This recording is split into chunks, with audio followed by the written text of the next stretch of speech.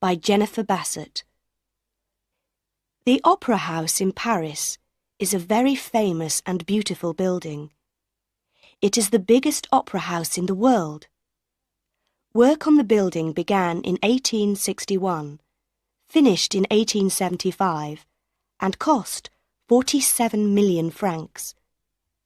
It has 17 floors, 10 above the ground, and 7 under the ground. Behind and under the stage, there are stairs and passages, and many, many rooms. Dressing rooms for the singers and the dancers, rooms for the stage workers, the opera dresses and shoes. There are more than 2,500 doors in the building. You can walk for hours and never see daylight under the Paris Opera House. And the Opera House has a ghost, a phantom, a man in black clothes. He is a body without a head, or a head without a body. He has a yellow face. He has no nose. He has black holes for eyes. This is the true story of the Phantom of the Opera. It begins one day in 1880 in the dancers' dressing room.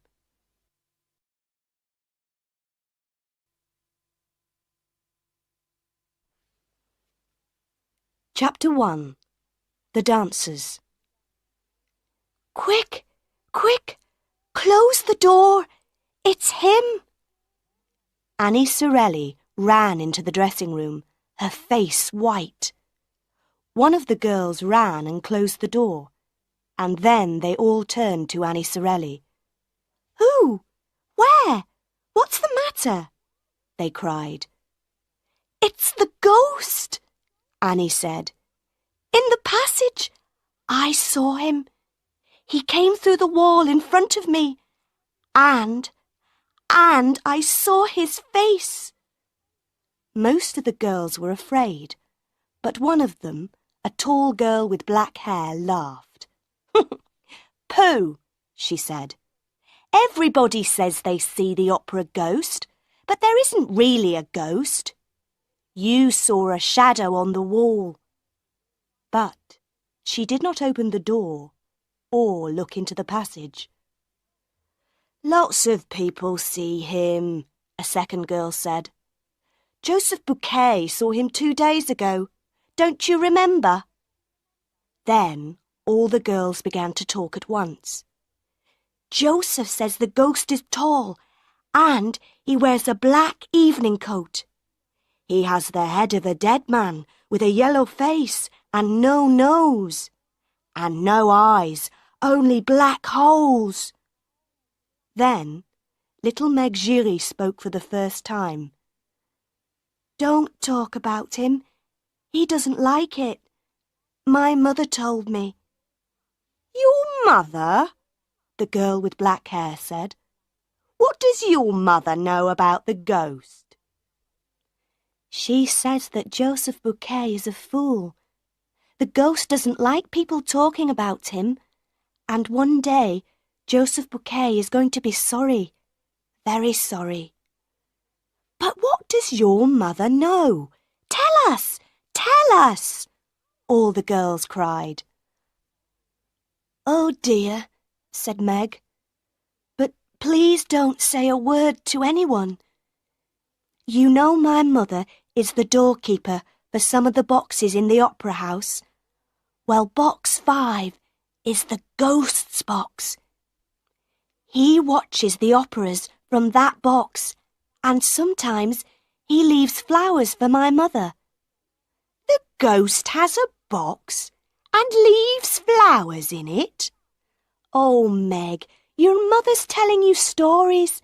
How can the ghost have a box? It's true. It's true, I tell you, Meg said. Nobody buys tickets for box 5, but the ghost always comes to it on opera nights. So somebody does come there. Why, no. The ghost comes, but there is nobody there. The dancers looked at Meg. But how does your mother know? One of them asked. There's no man in a black evening coat with a yellow face. That's all wrong. My mother never sees the ghost in box 5, but she hears him. He talks to her, but there is nobody there. And he doesn't like people talking about him. But that evening, the dancers could not stop talking about the opera ghost. They talked before the opera, all through the opera, and after the opera. But they talked very quietly, and they looked behind them before they spoke. When the opera finished, the girls went back to their dressing room. Suddenly, they heard somebody in the passage, and Madame Giry, Meg's mother, ran into the room. She was a fat, motherly woman with a red, happy face. But tonight, her face was white. "Oh, girls," she cried, "Joseph Bouquet is dead. You know he works a long way down, on the 4th floor under the stage.